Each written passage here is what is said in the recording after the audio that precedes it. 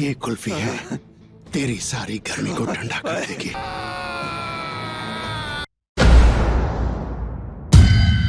आज की हमारी कहानी एक ऐसे मर्डर मिस्ट्री पर होने वाली है जिसका क्राइम ने पूरे इंडिया को हिला कर रख दिया था और हर कोई आज तक इस बात से कंफ्यूज है कि आखिर इस क्राइम का मेन विलन कौन है। क्या रियल क्रिमिनल को कोई सजा मिली थी या फिर जिसे छोड़ दिया गया था वही मेन क्रिमिनल था। जी हाँ, मैं आपसे बात कर रहा हूँ दिल्ली एनसीआर के निठारी कांड की। हाल ही में सीरियल इंसिडेंट के ऊपर एक सीरीज बनाई गई है जिसके सीजन 1 को आज हम एक्सप्लेन करने वाले हैं। तो इस सीजन की कहानी शुरू होती है जग्गी नाम के एक नौकर से, जो कि एक लड़की की डेड बॉडी को एक सीक्रेट रूम में लेकर आता है, जहां पर वो एक धारदार हथियार से उस लड़की का सर एक ही बार में काटकर उसके धड़ से अलग कर देता है। सीरीज का इंट्रो सीन यही खत्म होता है और कहानी कुछ महीनों के बाद से दिखाई जाती है, जहाँ पर जग्गी का मालिक अमित एक प्रोस्टिट्यूट को घर पर लेकर आता है। ये उसका दूसरा घर था जहाँ पर वो कभी कभी रहने के लिए आता था और बाकी टाइम में जग्गी ही इस घर की देखभाल करता था। अमित एक बहुत ही अमीर बिजनेसमैन था जो कि अपनी फैमिली से छुपकर इस दूसरे घर में प्रोस्टिट्यूट के साथ में रिश्ता बनाता था और वहाँ पर पार्टी भी करता था और उसकी फैमिली को इसके बारे में कुछ नहीं पता था। आज भी अमित एक प्रोस्टिट्यूट को घर पर लेकर आता है, लेकिन वो जग्गी पर गुस्सा करता है क्योंकि उसने मेन डोर को देर से खोला था। तब जग्गी उसे बताता है कि वो उसके लिए मीट काट रहा था तो इसलिए उसे देर हो गई। तब अमित उसे जल्दी से खाना रेडी करने को बोलकर उस प्रोस्टिट्यूट के साथ में लिविंग रूम में जाता है। अब अमित जग्गी को कुछ खाना और ड्रिंक लाने को कहता है। तब जग्गी उससे पूछता है कि वो लेग पीस खाएंगे कि नहीं और अमित उसे लेग पीस लाने को ही कहता है। जग्गी किचन में जाकर मीट बनाने लगता है, लेकिन वो मीट किसी एनिमल का नहीं लग रहा था। यहाँ पर अमित उस प्रोस्टिट्यूट को बेडरूम में लेकर जाता है और वहाँ पर उसके साथ में इंटीमेट होता है, लेकिन उसे नहीं पता था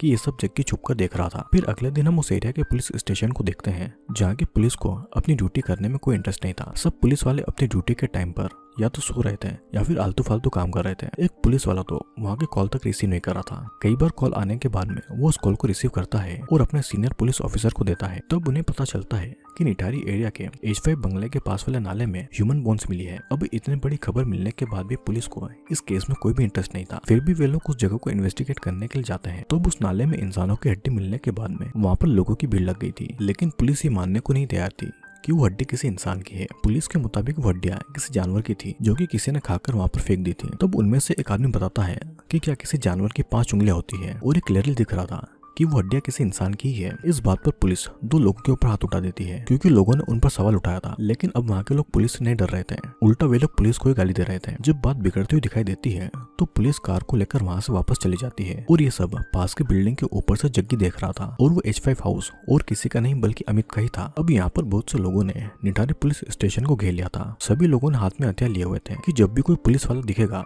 तो वो उन्हें जान से मार देंगे। साथ ही लोग पुलिस स्टेशन में पत्थर मार रहे थे, वहाँ की फाइल्स चला रहे थे, उन्होंने वहाँ की फोन लाइन तक काट दी थी और यहाँ पर पुलिस रूम के अंदर लोगों से छुपकर बैठी थी। फिर पुलिस वाले कंट्रोल रूम में कॉल करके इन सब की खबर देते हैं और बैकअप भेजने को कहते हैं। बात जब हद से ज्यादा बिगड़ जाती है तो बैकअप पुलिस फोरेंसिक टीम के साथ में उस क्राइम सीन पर आकर उस नाले की इन्वेस्टिगेशन करने लगती है, जिस दौरान नाले से और भी कई सारी इंसान की हड्डियां मिल रही थी। ये सब देखकर लोगों की भीड़ पुलिस के खिलाफ धरना दे रही थी। रिपोर्टर के न्यूज से हमें पता चलता है कि पिछले 1 साल से एक के बाद एक उस जगह से 17 बच्चे मिसिंग हुए थे। लोगों ने कई बार पुलिस में रिपोर्ट करवाई, लेकिन पुलिस ने कुछ नहीं किया और ऊपर से नाले से ह्यूमंस की हड्डियों का मिलना, इसीलिए लोग पुलिस पर इतना गुस्सा थे। अगर किसी की बच्ची 18 साल से ऊपर की थी तो पुलिस उन्हें कहती थी कि वो किसी के साथ में भाग गई होगी। ऐसे मामलों में तो पुलिस रिपोर्ट तक नहीं लिखती थी। किसी का बच्चा 8 महीने से गायब था तो किसी का 10 महीने से। बात इतनी ज्यादा बढ़ चुकी थी कि सीएम तक इससे परेशान थे। हर तरफ चाहे न्यूज में या फिर पब्लिक हो, पुलिस को बुरा भला कहा जा रहा था। तो वही निठारी पुलिस स्टेशन के इन यूजलेस पुलिस ऑफिसर का सालों से ट्रांसफर नहीं हुआ था क्योंकि वे लोग कुछ पॉलिटिशियन के चमचे थे। लेकिन इस बार बात बहुत ही आगे बढ़ चुकी थी,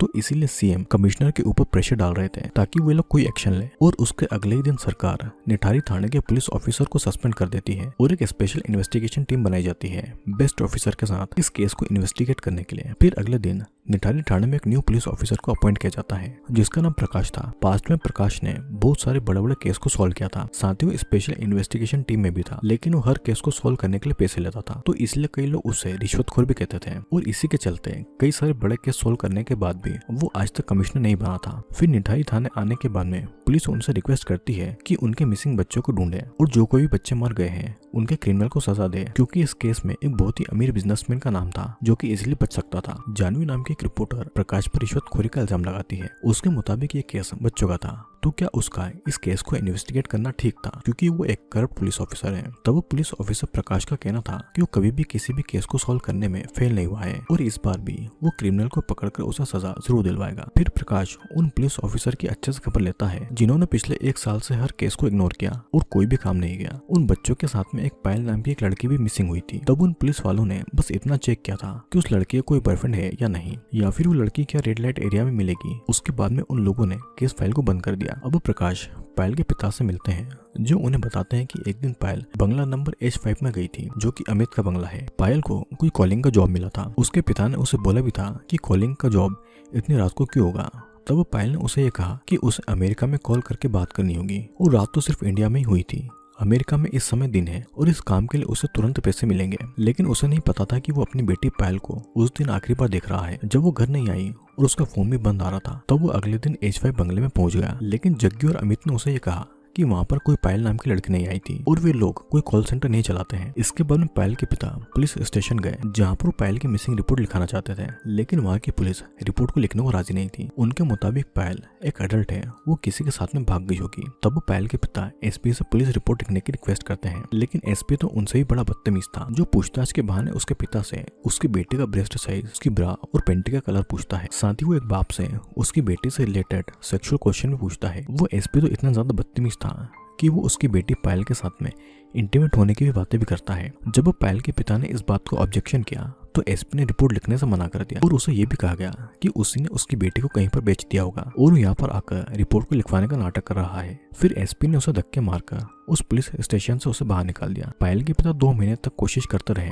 और उन्होंने किसी तरह कोर्ट से पुलिस इन्वेस्टिगेशन करवाने का ऑर्डर निकलवाया। पहले तो एसपी ने एफआईआर लिखने से मना कर दिया था, लेकिन जब वही कोर्ट ऑर्डर एसपी के सीनियर ऑफिसर को मिला तब उसने एसपी को बस एफआईआर लिखकर कोर्ट में सबमिट करने को कह दिया, ताकि उनके ऊपर कोई भी मुसीबत न आए। बात रही पायल की मिसिंग केस की, तो केस को छोटे मोटे इन्वेस्टिगेशन के बाद में बंद करने को बोल दिया गया, क्योंकि इस केस में अमित का नाम आ रहा था, जो कि सीनियर पुलिस ऑफिसर का फ्रेंड था। फिर इसके बाद में एसपी और बाकी कुछ पुलिस ऑफिसर अमित के बंगले में छानबीन करने के लिए जाते हैं। उस समय पर अमित किसी प्रोस्टिट्यूट के साथ में इंटीमेट हो रहा था। पुलिस ने उसे डिस्टर्ब नहीं किया और बंगले की बाकी जगहों पर तलाशी करने लग गई। बंगले के पास वही नाला था जहाँ पर बाद में जाकर ह्यूमन की बॉडी मिली थी। एक पुलिस ऑफिसर जब उस नाले के पास में जाता है तो उसे वहाँ पर कई सारे प्लास्टिक बैग दिखाई देते हैं, लेकिन एसपी को उन प्लास्टिक बैग में क्या है ये जानने का कोई भी इंटरेस्ट नहीं था। उसके मुताबिक उन्हें बंगले के अंदर तलाशी लेनी है, बाहर नहीं, और उन्हें यहाँ पर कुछ नहीं मिला था। तब अमित जग्गी के हाथों पुलिस ऑफिसर के लिए बहुत सारी अल्कोहल की बोतल भिजवाता है, जिन्हें लेकर वो वहां से चले जाते हैं। अब ये सब सुनने के बाद में प्रकाश शॉक्ड था कि इतने सारे सबूत मिलने के बाद भी पुलिस ने कोई एक्शन क्यों नहीं लिया। ऊपर से अमित के बंगले पर भी ताला लगा हुआ था और जग्गी भी मिसिंग था। उसी रात को प्रकाश चुपके से अमित के बंगले में घुसता है और बंगले की तलाशी लेता है, जहाँ पर खून के धब्बे, कुछ फटे पुराने बच्चों के कपड़े, अमित का लैपटॉप और वहाँ पर सेक्स वीडियोस मिलते हैं। जिसके बाद में क्लियर हो गया था कि इस बंगले में उन क्राइम की शुरुआत हुई थी। और फिर क्या था, प्रकाश अमित की फैमिली को उसके बारे में पूछताछ करने के लिए पुलिस स्टेशन बुलाता है, लेकिन उनका तो यही कहना था कि अमित ऐसा कुछ नहीं कर सकता है। अमित के बेटे के मुताबिक उसके पिता ने उसके ऊपर कभी भी हाथ नहीं उठाया, तो किसी का मर्डर कैसे कर सकता है। लेकिन अमित की फैमिली को क्या पता कि अमित कैसे कैरेक्टर का इंसान है। उन्हें तो ये भी नहीं पता था कि अमित प्रोस्टिट्यूट को बंगले में लेकर आता है। साथ ही उनके मुताबिक जग्गी भी बहुत अच्छा इंसान है और उनसे वो मिले भी हैं। फिर इसके बाद में प्रकाश को इंसान की हड्डियों की फोरेंसिक रिपोर्ट मिलती है, जिससे पता चलता है कि ये हड्डियां एक 8 साल की बच्ची का है, एक 7 साल के बच्चे का और एक 8 साल के लड़के का, और कुछ हड्डियां 21 साल की लड़की की थी। उन्हें करीब 12 बच्चों की और एक लड़की की हड्डियां मिली थी, वो भी टुकड़ों में। सभी बच्चे 7 साल से लेकर 14 साल के बीच में थे। सबसे अजीब बात तो ये थी कि किसी भी बच्चे का सर और उसकी रिब्स नहीं मिले थे। उन सभी बच्चों को एक धारदार हथियार से मारा गया था और वैसा ही हथियार उन्हें अमित के बंगले से भी मिला था। वैसे तो टोटल 17 बच्चे मिसिंग तो एरिया से, तो इसीलिए प्रकाश उन मिसिंग बच्चों के पेरेंट का डीएनए टेस्ट करवाते हैं, ताकि उन्हें पता चले कि किसके बच्चे मर चुके हैं और किन लोगों के बच्चों को अभी ढूंढना बाकी है। जरा एक बार सोच कर देखिए कि उन माँ बाप की कैसी हालत हुई होगी जब उन्हें कहा गया होगा कि किसी बच्चे के बॉडी पार्ट मिले हैं तो डीएनए टेस्ट करवा लीजिए, ताकि पता चल सके कि आपके बच्चे के बॉडी पार्ट है या नहीं। इधर प्रकाश अमित से उन सेक्स वीडियोस को चेक कर जो कि वो उन प्रोस्टिट्यूट के साथ में इंटीमेट होते हुए बनाता था। इस दौरान उन्हें पता चलता है कि पायल भी एक कॉल गली थी और उस दिन वो अपने पिता के सामने जॉब का बहाना बनाकर अमित को सर्विस देने के लिए गई थी। अमित के साथ में इंटीमेट होने के बाद में पायल तो वहां से चली गई थी, लेकिन अमित वहीं पर सोया हुआ था, जो कि वीडियो में साफ दिखाई दे रहा था। तभी उन्हें अमित का लोकेशन मिल जाता है जब उसने अपनी वाइफ को कॉल किया था। ठीक अगले दिन अमित को अरेस्ट करके पुलिस स्टेशन लाया जाता है और उसे वहाँ पर बहुत टॉर्चर किया जाता है। पुलिस वालों ने अमित के सभी कपड़े उतारकर उसे बहुत ही मारा था और उसे इतना पानी पिलाया था कि उसे बार बार यूरिनेट करना पड़े। तब जाकर वो बोलता है कि उस दिन उसे कोई भी खोलकर नहीं मिल रही थी। तब जग्गी ने उसके लिए पायल को बुलाया था। इंटीमेट होने के बाद में उसने पायल को जग्गी से पैसे लेने के लिए कहा था और वो सो गया था। जिसके बाद में पायल उसके रूम से कहाँ गई उसे कोई आइडिया नहीं था। उसे तो पायल का नाम तक नहीं पता था। और जब पायल के पिता ने उससे पायल की बातें पूछी तो वो समझ ही नहीं पाया कि वो इसी लड़के की बातें कर रहा है। और तब जग्गी ने भी पायल का नाम जानने से इनकार कर दिया था और उसे पता भी नहीं है कि जग्गी कहाँ है, न जग्गी उसका फोन उठा रहा है। प्रकाश के मुताबिक जब तक जग्गी नहीं मिलेगा तब तक वो अमित को भी नहीं छोड़ेंगे और उसको वे लोग इतना पानी पिलाते रहेंगे कि उसकी तबीयत खराब हो जाएगी। ये कहकर प्रकाश रूम में से खुली हुई वायर छोड़ता है जिससे कि अमित को इलेक्ट्रिक शॉक लगता है। कुछ देर के बाद में पुलिस को नैनीताल में जग्गी की लास्ट लोकेशन मिलती है, जिसके बाद में पुलिस को वहाँ पर जग्गी भी मिल जाता है। वो भागने की कोशिश करता है लेकिन पुलिस उसे पकड़ लेती है। उसके बाद में पुलिस स्टेशन में जग्गी को भी अमित की तरह टॉर्चर किया जाता है। उसके प्राइवेट पार्ट में भी वजन लटका कर रखा जाता है लेकिन फिर भी वो यही बोल रहा था कि उसने कुछ नहीं किया है। पायल तो पैसे लेकर वहाँ से चली गई थी और उसे उस बच्चे की फ्रॉक के बारे में और चाकू के बारे में कुछ नहीं पता है। डर के मारे जग्गी सारा इल्जाम अमित के ऊपर डाल देता है और सरकारी गवाह बन जाता है। वहीं पर अमित का यही कहना था कि उसे कोई आइडिया नहीं था कि उसके किचन में क्या हो रहा है। उसके एरिया में बच्चे मिसिंग हो रहे थे, उसे ये भी नहीं पता था। तब गुस्से में प्रकाश अमित कैनल में आइस घुसाकर उसे टॉर्चर करता है ताकि वो सच बता दे, लेकिन अमित तब भी उसे कुछ नहीं कहता है। तब रात को प्रकाश जब घर पर जाता है तो उसकी बेटी एक केक लेकर उसके सामने आती है। उसकी बेटी और कोई नहीं बल्कि वही न्यूज रिपोर्टर जानवी थी। प्रकाश की वाइफ की कुछ साल पहले डेथ हो चुकी थी और उनका आज बर्थडे था, तो इसलिए दोनों आज उनका बर्थडे सेलिब्रेट कर रहे थे। अगले दिन जानवी उनसे केस के बारे में कुछ सवाल पूछती है कि क्या केस ह्यूमन ट्रैफिकिंग का है, लेकिन प्रकाश उसे कुछ नहीं बताता है क्योंकि वो एक न्यूज रिपोर्टर है और जवाब देना मतलब कि न्यूज में सारी बातें पब्लिक कर देना। तब जानवी उन्हें क्रिमिनल को सजा दिलवाने को कहती है। अगर उन्होंने इस केस में कोई भी रिश्वत ली तो उन बच्चों के माँ बाप के साथ साथ वो भी इस बार उन्हें माफ नहीं करेगी। उसी दिन एक गवर्नमेंट वकील शीला जग्गी की तरफ से केस लड़ने के लिए आती है, जो कि जग्गी को उसके हिसाब से बात कहने को कहती है। वहीं दूसरा वकील प्रणव प्रकाश से प्रॉमिस करता है कि वो कम से कम 15 दिनों तक जग्गी की जमानत नहीं होने देगा। कोर्ट में दोनों वकील जज के सामने अपनी बातें रखते हैं। शीला के मुताबिक अमित एक बहुत ही बड़ा बिजनेसमैन है, तो इसलिए उसे बचाने के लिए जग्गी को फंसाया जा रहा है। वहीं पर आरव के मुताबिक अमित एक मेडिकल पेशेंट है, तो इसलिए उसे जमानत मिलनी चाहिए। सभी सबूतों को देखने के बाद में जज जग्गी और अमित को 15 दिनों के लिए हिरासत में भेज देता है। डीएनए रिपोर्ट के बाद में उन 12 बच्चों के पेरेंट को पता चल चुका था कि वो हड्डियां उनके बच्चों की ही थी, जिनके बाद में कई फैमिली में दुखों का पहाड़ टूट पड़ा था। वहीं पर पुलिस ने नोटिस किया था कि जब भी वो बच्चे मिसिंग होते थे तब जग्गी बंगले में था, जबकि अमित किसी और शहर में था। और पायल जब रूम में चली गई थी तो उसके बाद में वो मिसिंग हुई थी, लेकिन अमित उस समय सो रहा था, जो कि वीडियो में भी रिकॉर्ड हुआ था। तब जाकर उन्हें समझ में आता है कि ये सब जग्गी ने ही किया है, इसलिए पुलिस फिर से जग्गी को टॉर्चर करने लगती है और उसे बातें निकलवाने लगती है। और तब जग्गी सच बताने को रेडी होता है, लेकिन सच बताने से पहले वो मीट और राइस खाने को मांगता है और पुलिस वाले उसे खिलाते हैं। जिसके बाद जग्गी उन्हें पूरा सच बताने लगता है कि उसने सबसे पहले पायल को मारा था और फिर 1 साल के अंदर उसने 12 बच्चों को मारा। उस रात को अमित से इंटीमेट होने के बाद में उसने पायल को उसके सर्विस के लिए पैसे दिए, साथ ही उसने कुछ एक्स्ट्रा पैसे देकर पायल को उसके साथ में इंटीमेट होने के लिए भी कहा, लेकिन पायल ने इसके लिए उसे मना कर दिया। लेकिन जग्गी ने उससे बहुत ही रिक्वेस्ट किया, तो पायल उसके साथ में इंटीमेट होने के लिए मान गई, लेकिन जग्गी उसके साथ में कुछ कर ही नहीं पा रहा था। इस बात पर पायल उसके ऊपर हंस पड़ी और वहाँ से वो जाना चाहती थी। ये बात जग्गी को बहुत ही बुरी लगी, तो इसलिए वो एक चाकू से पायल को डराता है और उसके साथ में फोर्सफुली इंटीमेट होने लगता है। अब 1 घंटे तक पायल जग्गी के कहे मुताबिक उसके साथ में इंटीमेट होती है, लेकिन तब भी जग्गी उसके साथ में कुछ नहीं कर पा रहा था, तो इसलिए वो पायल को वहाँ से जाने को कहता है। जाते जाते पायल उसे नामर्द कहती है और ये बात जग्गी को इतने ज्यादा बुरी लगती है कि वो उसे चाकू से पायल की पीठ पर वार करके उसे जान से मार डालता है। साथ ही वो पायल के ऊपर उसे चाकू से कई बार वार करता है। वो पायल की डेड बॉडी को किचन के उसे सीक्रेट रूम में लेकर जाता है और वहाँ पर वो उसका सर उसके धड़ से अलग कर देता है। और यही वो एपिसोड का पहला सीन था। फिर इसके बाद में जग्गी पायल की बॉडी के छोटे छोटे टुकड़े करके उन्हें कई सारे ब्लैक कलर के प्लास्टिक बैग में भरता है। वो उस सीक्रेट रूम को साफ करता है और खुद भी वहीं बनाता है। फिर वो उन प्लास्टिक बैग को छत के ऊपर लेकर जाता है, पर उसे उस एरिया में पुलिस घूमती दिखाई देती है, तो इसलिए वो उन बैग को नाले में नहीं फेंकता है और किचन के एक बड़े से फ्रिज में पायल की बॉडी के पार्ट को रख देता है।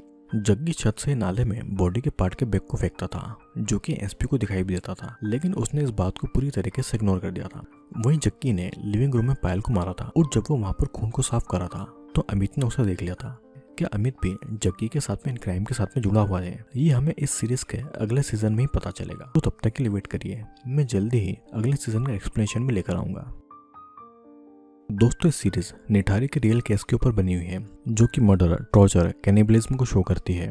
तो अगर आपको निठारी केस के बारे में नहीं पता है तो मैं आपको ये बता देना चाहता हूँ कि 2006 में एक ऐसा केस सामने आया था जिसने पूरे इंडिया के होश उड़ा दिए थे। सुरेंद्र कोहली नाम का एक आदमी था जो कि मोनिंदर पंडेर, जिसे सीरीज में अमित के नाम से शो किया गया है, और सुरेंद्र कोहली को एस जग्गी। पंडेर एक बहुत ही अमीर बिजनेसमैन था और उसने निठारी में एक कोठी ले रखी थी। वो वहाँ पर प्रोस्टिट्यूट के साथ में इंटीमेट होने के लिए आता था और वहाँ का केयर टेकर था सुरेंद्र कोहली, जिसने इन सभी बच्चों को मारा और उन्हें खा गया। तो अब न्यूज़ में तो इतना डिटेल में नहीं बताया जाता है, लेकिन इस सीरीज के जरिए हम देख सकते हैं कि असल में वहाँ पर क्या हुआ था। वैसे सीरीज बहुत ही इंटरेस्टिंग है, तो मैं जल्दी इसका दूसरा सीजन आपके लिए लेकर आने वाला हूँ। वीडियो कैसा लगा नीचे कमेंट करके जरूर बताना।